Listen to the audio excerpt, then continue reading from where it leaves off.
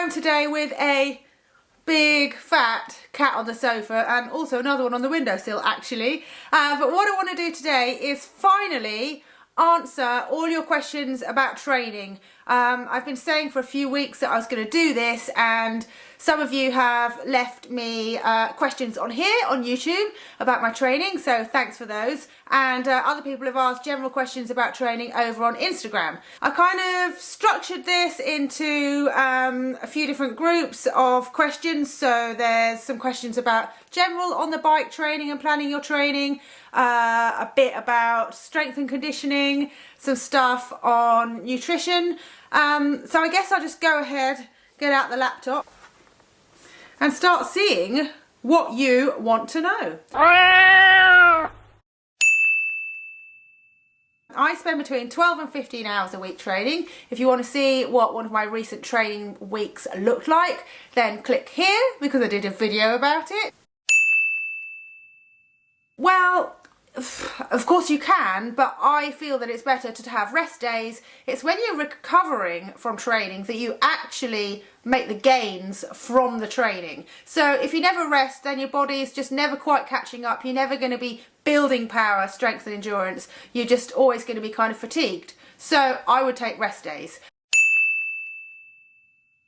Cy Velo is asking me, has your coach recommended longer sweet spot or threshold intervals for the climbs in Dirty Reaver and Gritfest? Yes, I am doing quite a lot of sweet spot training and some threshold training at the moment, in addition to my longer endurance rides, and these are specifically designed for the kind of events that I'm doing this year. Another question that I've had was about how I've made the switch from training for crit racing to training for gravel racing, and this is one of the main things that I have done. I'm now doing longer, more extended intervals in sweet spot and trying to build up the length of time that I can comfortably sit at an uncomfortable power, if you see what I mean. I'm doing less of the things designed to mimic attack after attack after attack, which is what you would have in a crit race. You need to attack really hard and recover, or go with someone who's attacking, recover. So I'm doing less of that. As a consequence, you know, definitely physiologically I'd be less suited to crit racing. I'm still going to do some of it anyway, but I find that with every gain that you make, you kind of lose something else. So at the moment I'm not doing sprint training. You can absolutely guarantee that my sprints are not as good as they were when I was doing sprint training for crit racing. So there you go. I don't do loads of super low intensity stuff. That's more like recovery rides. I don't really do recovery rides. I'd say about 60% of my riding is steady endurance miles, and the rest of it is interval training or gym work. The zone 2 rides improve mitochondrial density, so you're literally changing the physiology of your body. Those zone 2 rides are the backbone, the bread and butter of what I'm doing at the moment. I think the best thing to do if you're training for a new challenge is to plot out your training over, say, the next 3 weeks, and each week you add a bit of time to your ride, so you're gradually building it up. Your endurance rides, you could add an extra 15 or 30 minutes to each one of those, and if you're doing, say, high intensity interval sessions, you could add 2 minutes to each interval. So I've been working on doing threshold intervals. I would do like 12 minutes at threshold, recover, 12 minutes at threshold, and then the next week I'll do 14 minutes at threshold, and then 40 minutes at threshold, and you just keep doing that until all of a sudden you're sitting doing 20 minutes at threshold twice. So it works. You just have to be consistent, and I think you don't need a coach, but you do need to sit down and figure out what you want to do and how you're going to get there. Somebody has asked me, I'm so sorry I haven't got everyone's names, but somebody has asked me how to train for a 1,100 kilometre tour. Firstly, what are you doing and where are you going? That could be epic, depending on where you're going. I was going to say, that sounds epic, and then I was like, wait a minute, I don't even know where you're going. So that could be nice. If I was doing that, I would focus on building my mileage up gradually, like I said, but I would also add in some gym work to help strengthen my body and make me more resilient to the fatigue and, you know, so that I'd be strong enough to haul all my gear, because presumably you're going to be carrying all your stuff with you. I'd also add in some yoga, because that's going to be hard on your body and you want to be as limber as can be, and learning some yoga is also great for when you're on the road. You can do some stretching each night if you've got time, and it will really help you feel a lot better. Another thing I would say is it's a good idea to target, say, one really long ride a month, a ride that's doable for you but a big challenge. So you could look at doing an Audax, or just find somewhere you want to go and ride all the way there and then get the train back. You know, go as far as you can and have that big challenge in mind each month. A lot of people are asking me for some sample intervals to do some training that I do on my watt bike. So here you go.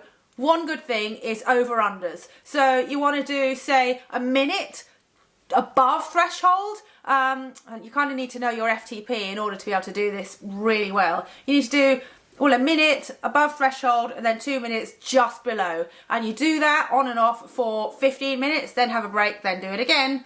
So over-unders are really good. Another one is pyramid intervals. I'm doing sweet spot pyramid intervals at the moment. So after a thorough warm-up, I will do 8 minutes at sweet spot and then have, 4 minutes recovery, and then 10 minutes at sweet spot, 4 minutes recovery, 12 minutes at sweet spot, 4 minutes recovery, and then 10 and then 8 again. When I say recovery, I'm still riding, it's just easy spinning. I would say what you need to do is get really good at using the rate of perceived exertion scale. You can try using that so that you can figure out how hard to go. Other than that, you really need to use time-based workouts. So you could say time 30 seconds flat out and then recover for 3 minutes, and then go another 30 seconds flat out. Do that for half an hour, and yeah, you're gonna feel it. I've got a different cat. I had to have a break because I didn't charge my battery. Oh, stay. Anyway, yeah, I didn't charge my camera battery. I'm such a pro. But anyway, the next set of questions are about strength and conditioning stuff. So one super common question is how to mix strength and conditioning with cycling, because a lot of people get a lot of muscle soreness and aren't able to do gym stuff without it affecting their cycling. The thing is, if your gym training is progressive and consistent, you shouldn't get DOMS, which is delayed onset muscle soreness. If you are regularly working out and you're not massively overdoing it, your body gets used to it. When I hadn't been to the gym for the whole of summer and I started back there in autumn, I got crazy DOMS. But once I've been going a couple of weeks, I just stopped getting it. And as long as I keep going, I don't get crazy muscle soreness. It's just if I have a break, if I get it. So you just kind of ignore that and just keep going, and you'll stop getting it so bad. One thing I like to do is do my gym training when I don't have a super hard bike ride coming up afterwards. So I would just do my gym training first and then have the regular kind of endurance-based training ride after that, potentially the same day or the next day. Personally, I like doing gym in the morning and then endurance training in the evening, and then the next day just having a rest day. That just really works well for me, but obviously I know not everyone can do that. Another question I had was about keeping muscle mass if you have a tendency to lose it. That's not something I have great experience of, because I only really need to look at a dumbbell and I put on muscle. It's ridiculous. But from what I know, what you really need to do is focus on making sure you get enough protein, particularly after a ride or a workout. But women can benefit from having a small amount of protein before a ride or workout as well. The other thing is you need to be doing some gym stuff. You do need to be doing some lifting in order to put on muscle and, to keep muscle. So just cycling alone, it isn't weight bearing. And although you can do some strength-based stuff on the bike, like low cadence, high torque stuff, nothing really matches the gym, in my opinion. So get down the gym. So you probably know, if you follow my channel, that I do squats, deadlifts, lunges, kettlebell swings, stuff like that. And all of those are designed to really work the quads and glutes, which are the main muscles that I use for cycling. But because I'm using free weights rather than machines, it also targets your core and your stability, because yeah, I mean, if you've got a squat and hold the bar over your head, obviously you're using your stomach and you have to stay strong. So they don't just target my glutes and quads. I do have some lower back problems, and since I've been doing strength training, they've been far less frequent or severe. So I really think it's helpful for people with low back pain, as long as you consult a professional before you start doing it, and you're very careful and you monitor closely what you're doing. So don't just jump in and start doing strength training if you've got a back problem, but you could find that it's really helpful. The other reason I do strength training is because it helps with muscle recruitment, and it basically improves my muscle economy, so I'm able to put out more power but with less effort, and hopefully it reduces injury. If I crash but I'm strong, then I'm going to rip my muscles less, maybe. Does that sound like I know what I'm talking about? I don't know, that's my theory. I see all the World Cup downhill racers getting super hench, so that when they crash they don't like rip an arm off. So I figured, you know, it's good to be strong so that when you crash you don't get hurt. I don't know. Anyway, final segment, yay! Are you still with me? Are you still with me? This is all about nutrition. I am using a mixture of gels and carb powders in my water bottle, and also some real foods. I like to use Maxi Muscle gels. I also like to take bananas. I like to take almond butter and jam sandwiches. They're great. And yeah, so I like to get my food from a variety of different sources when I'm on a ride. If it's a club ride, then normally we stop for a cake, so that's always nice. Basically, you need to sit down with a pen and paper and work out how much food you need for the amount of time that you're riding. So I think you want to try and take about between 40 and 60 grams of carbs per hour. So look at the products that you've got and look at how many grams of carbs they've got, and then figure out how many you need. You could research different brands, and ahead of your event, try them out. Go on a really long ride and eat as you would in a race or in your target event. So have a schedule of how often and what you're going to eat. Try it out and see if it works. Make notes of how you felt and what didn't work, and then tweak it based on that. I try not to eat right before I'm going for a ride because it can give me a bad stomach. So really I prefer to eat 3 hours before a ride, but obviously I'm riding first thing in the morning. I don't want to have to get up mega early to eat. So for morning rides I tend to have porridge made with plant-based milk and some almond butter, some goji berries, chia seeds, all that kind of stuff. That sets me up nicely. My post-ride meal, it does kind of depend what I've got around. I like Maxi Muscle shakes because they are just really easy, and I always have loads of their stuff around because they sponsor me. If I'm going to go for real food, I like these pouches of grains that you can get that you microwave. I bung that in the oven. In the oven? I do not. I bung it in the microwave and have that with some black beans stirred through, some chopped up avocado. I put some raw spinach on top. I cover the whole lot in hot sauce, and that is amazing. That's my favourite post-ride meal.